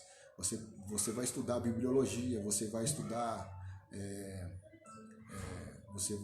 as doutrinas sistemáticas, você vai estudar sobre escatologia, sobre cristologia, sobre angelologia. Então você vai ter várias bases sobre administração de templo, você vai estudar sobre homilética, a arte de pregar, de falar bem de Deus aos homens. Você vai estudar sobre um pouquinho de hermenêutica, a arte de interpretar os textos sagrados. Então, quer dizer, se você não tem um básico, como que vai colocar você na frente da congregação, te dar um povo para liderar se você não tem nenhuma formação? Aí é loucura, meu irmão. Aí é loucura. Porque você vai lidar com famílias, com pessoas que precisam da sua orientação bíblica, da sua administração, como, não digo nem usa o termo de administrador, mas a teologia usa o termo de gestor. Pastor, ele está mais para a área de gerir, de ser um gestor, do que um administrador. Administrador é de empresas. Pastor, ele gere, ou ele vai gerir as necessidades das ovelhas, do povo, né? Ele age como uma espécie de gestor, né? Ele age como uma espécie de gestor. E você só vai saber disso se você estudar. Se você não estudar, aí lamentavelmente eu tenho dó do povo que vai estar sob os seus cuidados e a sua liderança, né? E aí a Assembleia de Deus, a CGADB, ela já dentro dessa visão, ela já não quer nem saber da parte vocacional. A parte vocacional é quem indica, né? Ela quer entender que se você for indicado é porque alguém viu que você tem chamada, vocação para isso, mas que ela quer saber se você tem pelo menos um conhecimento básico para poder estar liderando, dirigindo o culto e estar à frente do trabalho. E aí a CGADB está certíssima, ela está certíssima. Se nós como pastores locais, né, hoje eu não estou pastoreando, mas se você vai colocar uma pessoa para ensinar na escola bíblica dominical, você vai procurar um irmão que tem conhecimento, sim ou não? Né? Senão, como você vai colocar uma pessoa que não tem conhecimento para transmitir para as demais? Vai dar problema, né? A mesma coisa é você indicar um obreiro, um presbítero, um pastor para uma congregação.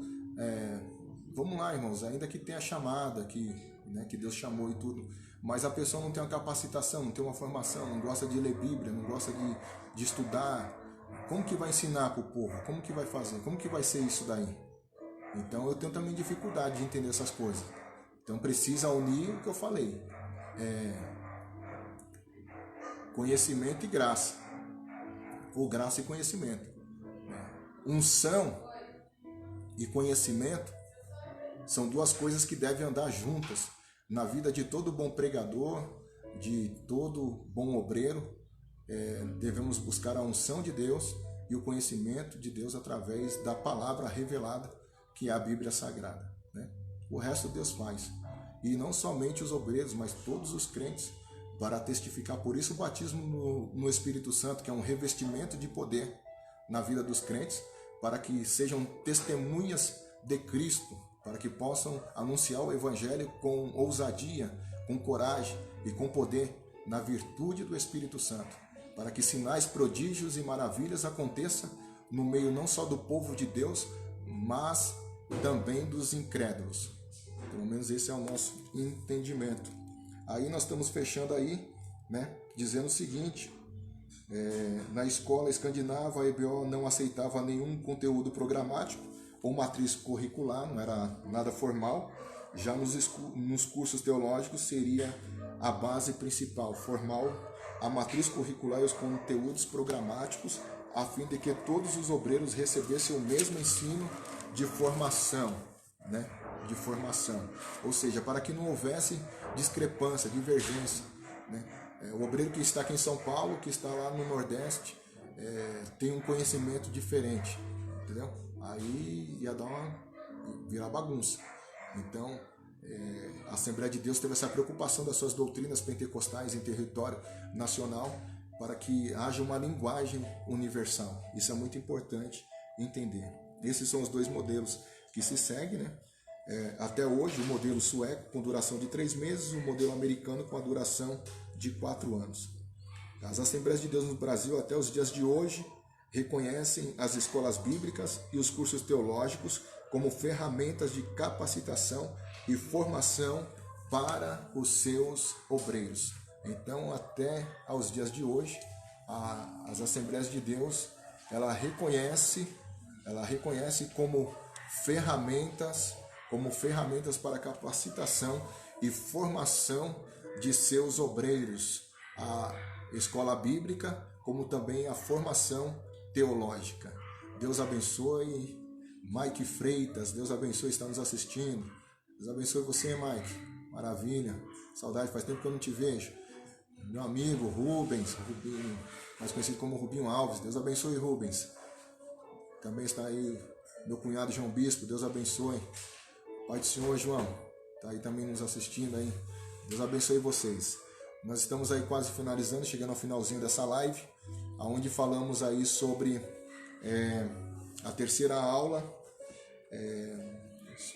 sobre a educação bíblica, né, e a formação teológica das Assembleias de Deus no Brasil. Então, se alguém falar para você que, baseado em alguns irmãos que não gostam de ler, que não gostam de estudar, que essa não é a realidade das Assembleias de Deus, que hoje nós temos várias facilidades, como nós falamos aqui.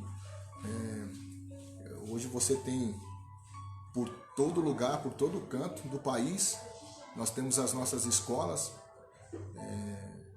No Rio de Janeiro nós temos a que é ligada mesmo, especificamente, tendo o reconhecimento do Ministério da Educação e Cultura do Brasil, o reconhecimento do MEC, o FAECAD.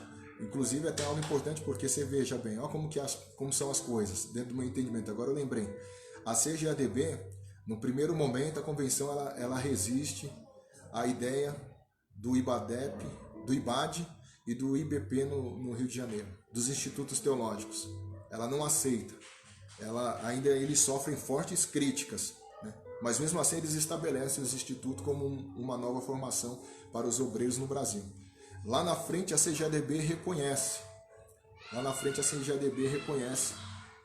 Esses institutos. Aí hoje, quando se fala aí, sobre essa parte emblemática da CGADB, é justamente a história quer dizer justamente isso, que ela era contra, mas hoje ela tem o FAECAD no Rio de Janeiro, que é uma escola que não só das Assembleias de Deus, né, oficial, que tem formação dentro da sua grade curricular, tanto teológica como de outras matérias de ciências, da biotecnologia, de matérias seculares, de formação seculares, no Rio de Janeiro, e que tem o reconhecimento da CGADB e do SEC, que é o Conselho de Educação e Cultura das CGADB. Então, aí por isso que é emblemático, porque num momento ela resiste e depois ela aceita, e hoje ela tem a própria escola e está vinculada a essa questão da educação cristã em todo o território nacional, apoiando todas as ferramentas, todos os cursos, tanto escolas bíblicas, seminários, enfim, cursos teológicos, tanto presenciais, semipresenciais, à distância, para a formação e a capacitação de seus obreiros. Estamos finalizando dizendo o seguinte: o preparo teológico dos missionários suecos acontecia em escolas bíblicas e conferências. Gustav Bergström pediu a criação de uma escola bíblica anual para todos os obreiros do Brasil e aspirantes ao ministério. Até hoje é seguido isso. Nós temos pelo menos anualmente, nós temos escolas bíblicas, né? A Semana das Escolas Bíblicas em todo o Brasil.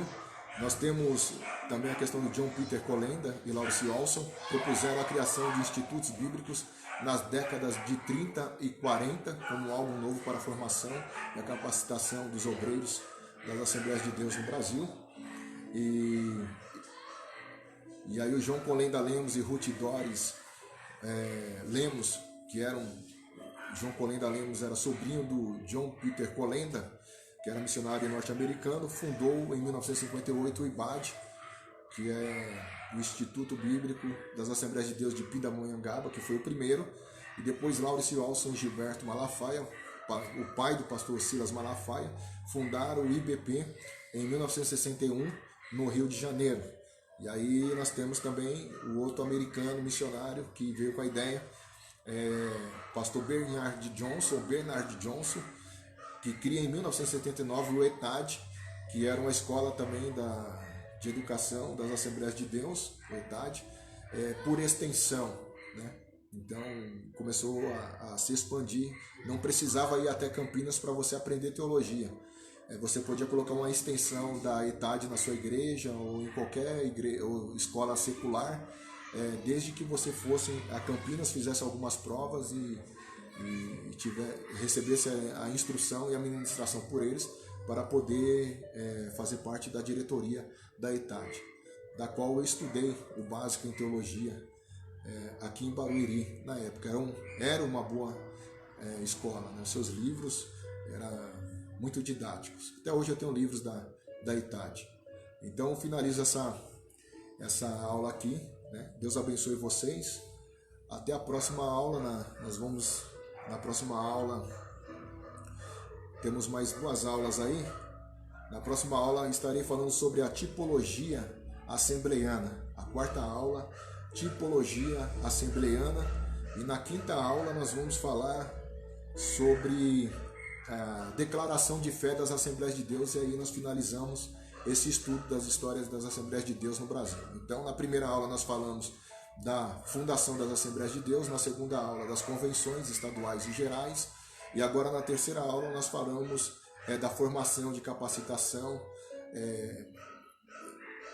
dos obreiros das Assembleias de Deus, que seria as escolas bíblicas e a formação teológica.